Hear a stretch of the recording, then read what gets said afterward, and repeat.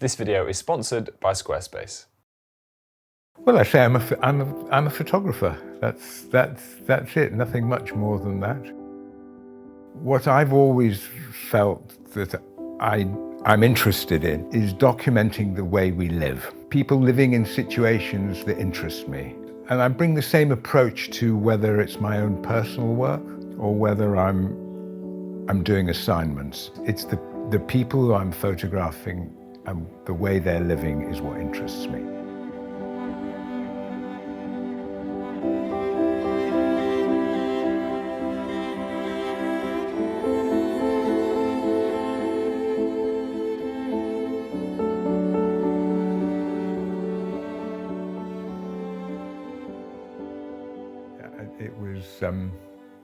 I was 12 years old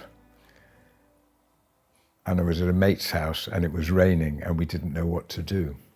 And his brother had made a little dark room under the stairs in their house.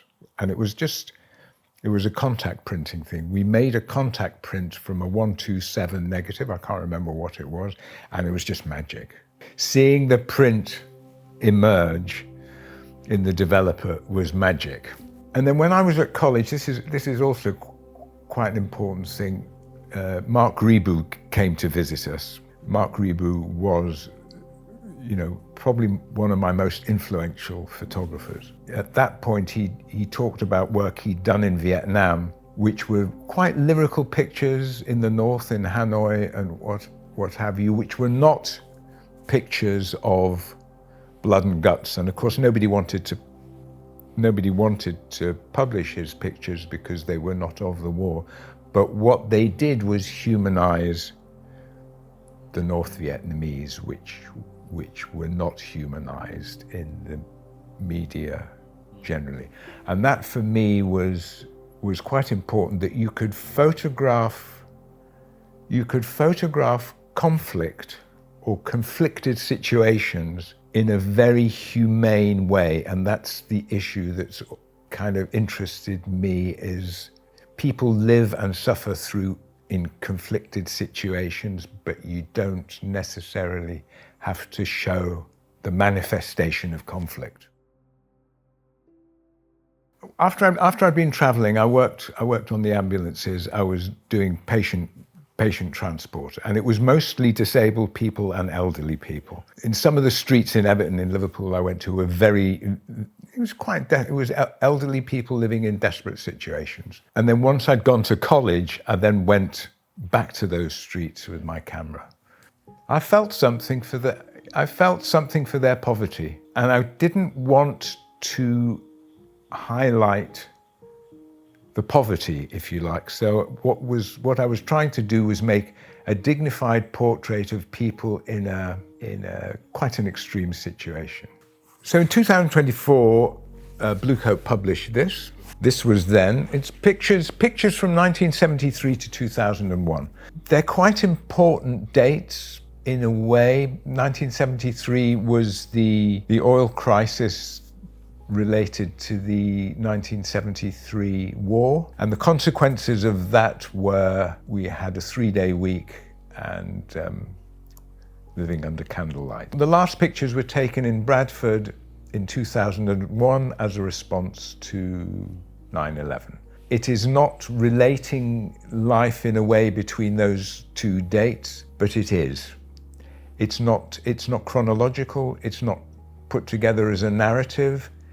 It's about the common experiences people had living in this country between that time. So the first pictures which are in the middle of the book, were some of the first pictures I took in Everton in Liverpool. I feel very important that it was about photographing two elderly people who lived without electricity, with gaslight.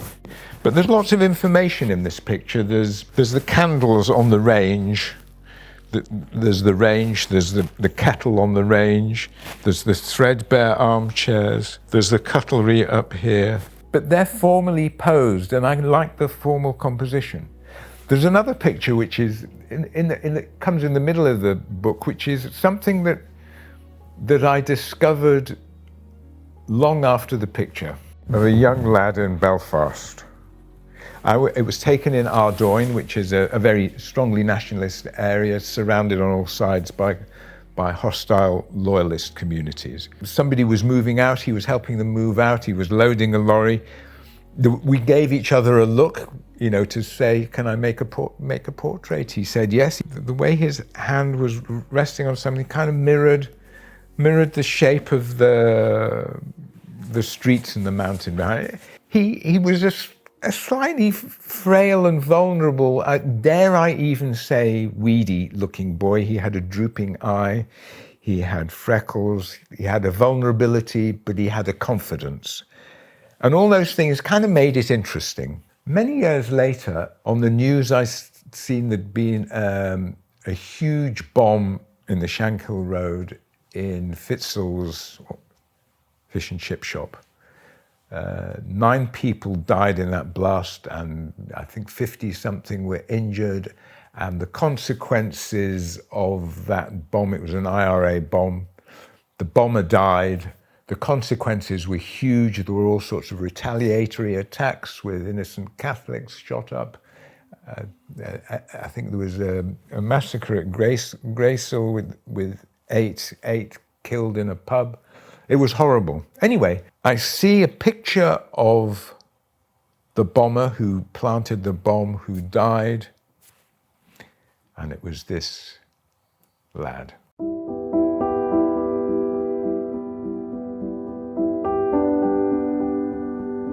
And it was a difficult picture. I wasn't quite sure because it was a very complicated story. That it also came out that the Secret Service had a very high-ranking IRA informer who knew about this bomb. It could have been stopped. It was, it was complicated, and it was horrible, and it was messy, and that made me think a lot about history and what happens in life, how a simple picture's meaning changes with history. So in a way, what interests me about this collection of pictures as a historical document, it is absolutely a document of life during a time which moves on and changes, but this is as it was. I would just like to take a moment to thank Squarespace for sponsoring this video. Many of you will know I've been using Squarespace for a very long time to host all of my photography, sell products, write blogs, and even a weekly newsletter. And I am continually impressed with the updates and features that Squarespace brings to the table. Whether you're choosing one of the many beautiful templates or using AI to give you a helping hand, Squarespace can do all of the heavy lifting so you can have a website up in literally minutes. Squarespace really has been my all-in-one place for running my online business, and I cannot recommend them enough. So why not at least start a free trial and see what you think? After that, when you're ready to launch, go to squarespace.com/Mike Chudley to save 10% off your first purchase of a website or domain. This is kind of when I was editing This Was Then, I made, all these hundreds of these little prints, and then I started moving around. They just taped on some polyboard, and that's how I sort of worked out the sequencing. I think I made about 10 different dummies. A box of contact sheets here I did when I spent 24 hours in Pentonville prison. These are big contacts, which was not something I would normally do. These were made by putting the negs in a 10/8 enlarger and blowing them up to 2016. This was during prisoners being brought up before the governor on presumably disciplinary charges. It's an interesting situation. What I quite like about this sheet, you see how it develops. There's a similar pictures here, but it's not quite right. We're moving around. We come here, and then it goes a couple more. But that one is the one. And then there's a print. On this I made a bunch of work prints. Yeah, I mean these are rubbish. They're resin-coated glossy prints, which are horrible. See, there's a couple of versions trying to get it right. That one was too dark. This one's not bad. You'd come back from the job, you'd spool up your films in the dark, and 24. Yeah, I could do about 30 rolls at a time in 4 tanks, and I had it all timed. So you'd load them up in the dark, you'd do all your thingy bob, you'd finish they'd be out the fix in the wash, and then you'd be pulling them out to see if anything came out, and then you're cutting them up, you're making your contact sheets, hundreds of the damn things, and then you're going through with a magnifying glass. And you're really having an intense relationship with the image, and then you go and you make a print, and you get it right. This one's not right. These were just gash prints I made at the time. And you've got something you hold in your hand. And that, for me, was important. So that's kind of why I liked black and white, for that reason, because I made the images. I also think black and white's more interesting because I find colour distracting, unless the colour is fabulous.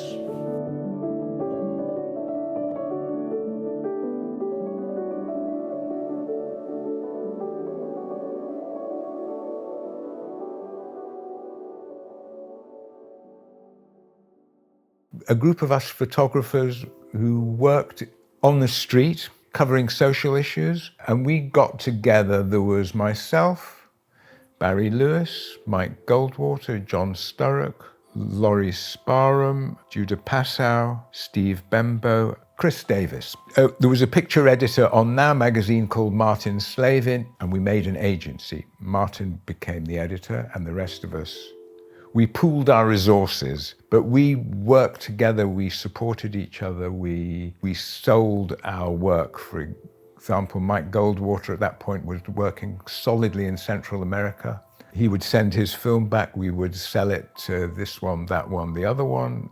We even paid his rent for him while he was away, I think. That was Network Photographers. Network Photographers was probably the most important thing in my career as a photographer. We had an archive of 1 million pictures. At its peak, we had about 30 photographers. You know, from 1981 to 2005, we were doing it. Because I've got the vintage prints that I made at the time, and I've got the new digital prints I made from the thing. So these are the original prints that I made at the time, 1973. And that's quite interesting because it's got all the rubbish on the back from Network. These two are the first pictures I took seriously in the book. So this is Friar Street in Everton, where I had visited in my ambulance driving days. And this was this is the original print. Most of the houses were empty, and that house was occupied, and I knocked on the door. It was as simple as that. This is digital. That's an analog print made on resin-coated paper in the darkroom as a press print. I think scanning the neg, I mean, okay, this is a resin-coated print, and it's not bad. But for example, there's things I see in this that really, look at tonally going, the richness you can get digitally. I mean, this is a bad print, so it's probably not fair to compare it. This is a print I made at the darkroom at the time in 1981. It's on resin-coated paper. It was a reasonable print. But then when I did the book, I scanned the negatives and printed this. And if anyone, I just think that the process now making digital prints is just fabulous. This was shot on, which was one of my favorite combinations of nerdy stuff. It was on a Leica with a 28mm lens with a little viewfinder on top, because I found that the M6 viewfinder for the 28 was too close to the edges, and I really liked the way you had this uncluttered viewfinder. But of course, what you got here, I was hanging in the queue with these guys, cameras here. There wasn't, these situations, there's no time to focus. So I'm guessing he was probably 5 feet away, 4 feet away, probably 4 feet away.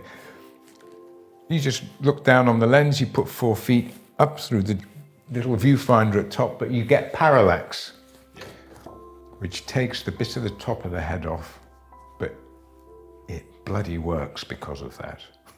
I mean, what's lovely, you've got his face just coming in, his face, he's smoking the cigarette, the way his head is bending down, the arms, the hands there, the way he's coming in there, the textures on the coat, his eyes coming down. You know you've got it when you get that, but actually with that funny little Leica viewfinder, you could never be that sure, that close, but I kind of loved it so much. There was a story I did for the Observer magazine in 1980. There was a young girl from an estate in Birkenhead who won a Young Person's Poetry Prize. She'd written some poems about life on the estate. Go up to the Ford estate and take some pictures of life in the estate, which I did. I went up there, there was a grassy mound, and there was a bunch of young ones hanging out, drinking a bit, smoking a bit of weed. Hung out with them for the day. I think there were about 14 or 15. 20 years later, in fact, it was 2004, it was more than 20 years later, it was 23 years later, a guy comes into the Observer magazine and says, 23 years ago, you came up and made photographs on the estate. There was an opening picture with about 14, youth hanging out. Do you want to know what's happened to them? 4 or 5, I can't remember exactly, left alive. Drugs had hit the estate. About 6 months after I was there, heroin came on the estate and weed was replaced by heroin. So and then I went back with this person to the estate and I met the survivors and we made pictures in similar situations, one of those things. And it was a very pertinent thing for me because, as a photographer, you enter into lots of people's lives, from the boardroom to the homeless hostel, to the refugee camps, to presidents and prime ministers. It was very telling to me because one of these guys who has subsequently died, unfortunately, when we were walking around, he remembered every place we had been. This fellow from the Observer had paid attention to him. It really humbled me in what impact we have on people's lives. I mean, there was the one impact that you kind of naively hoped for, that you would make some kind of difference, which mostly you didn't, but actually on a personal level, you make an impact on someone's lives, and of course that reciprocates that they make an impact. Well, I've always known they make an impact on me. Every situation you encounter has an impact. But that's what made me, it kind of focused me a little bit on that, if that makes sense.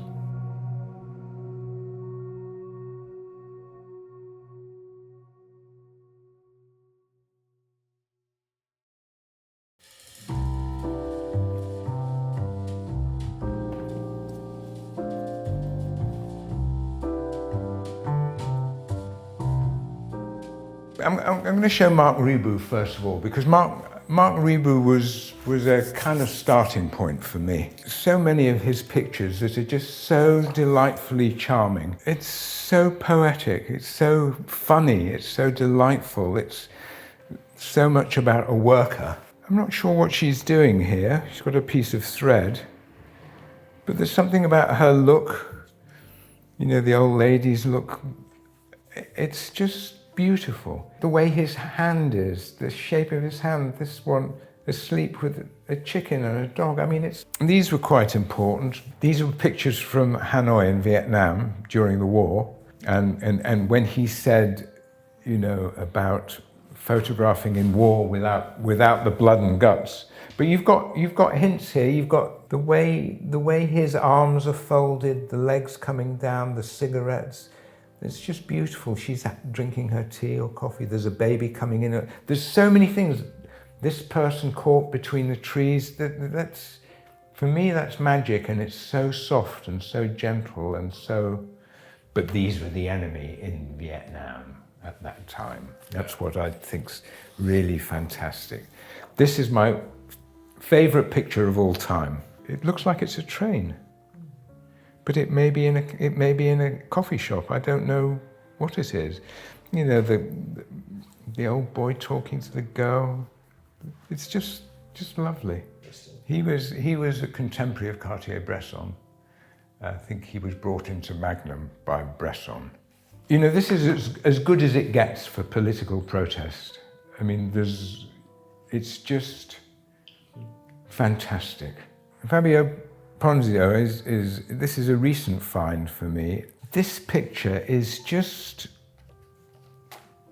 it's just fabulous, mind-blowing. This picture, what can you say? You don't need to speak about it. It's just too good. So fabulously observed. I mean, I thought Salgado's Other Americas was the book of poetry, but I think Fabio Ponzi I think this was Salgado's best work. You know, look at that. What I love about this sort of work, it's mystery. It's about mystery.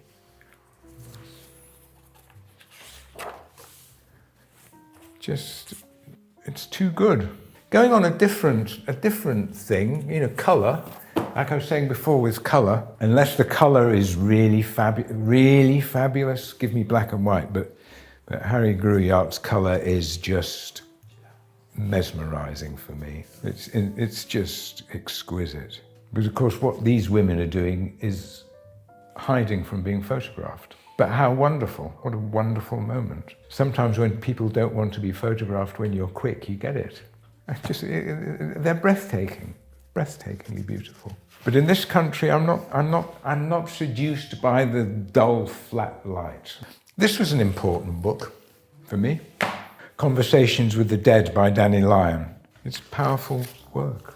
Important documentary of a closed system, prison life. Most of these people are on life sentences, I think. You know, I photographed a lot in prisons in this country, and it was always, you had to photograph backs of heads, everyone's eyes got to be blocked out, all that kind of stuff. And when I went to Pentonville, I said with the governor, I want to photograph people's faces. And I got written permission from everyone, people who didn't want to be in the photographs out of the way, and I just worked. But this was a kind of inspiration. Can't not have Kudelka's Gypsies. You know, he was shooting on when he did this, on those funny East German cameras, Exactas, terrible things, with this awful film, because that's all you could get in those days. And part of the beauty of this is the quality of that horrible film. This is a real classic. I mean, you know, strange, magical. It's painterly, that. There's a group portrait. How fabulous is that? I don't know which one. I mean, you know, it's beautiful. Composition and light and moment, everything. It's exquisite. I mean, if he wasn't touching him there, some human. I mean, they're very clinical pictures in a way, but then there's this. When this was made, it just went straight off the Kodachromes. But now you'd bring her a bit stronger into a little bit more visible. Just fabulous. Anyway, it's always this thing of circumstances. What you don't know, if I'd grown up on the Ford estate, would I have been sucked into that scene? If I'd grown up in Belfast, would I have been sucked into that scene? You don't know. And so there is inevitably quite a strong sense of empathy you have with any kind of situation. It's not just about light and shapes. It's about light and shapes come into it, but it's more than that. It's using the light and shapes to highlight the content and the story. I was never interested in the fact that people throw stones. Now, if you're a news photographer, and I'm not very good at this, you are interested in the fact that people throw stones, people take up arms, people shoot guns, people get get injured, wounded, killed. That's evidence and that's news and that's very, very important, but I'm no good at it. The pictures that were important to me was a moment of daily, ordinary, routine life that was going on in an extraordinary situation. And I think that gives people dignity and it gives them humanity. What you learn as a photographer, why I think it's such a privileged way of life, is you meet people and you're in situations you'd never otherwise have the opportunity to be in or meet, and you learn. And what I learned very early on, I suppose it took me longer than it should have done, is that life is not black and white, it's 256 shades of grey.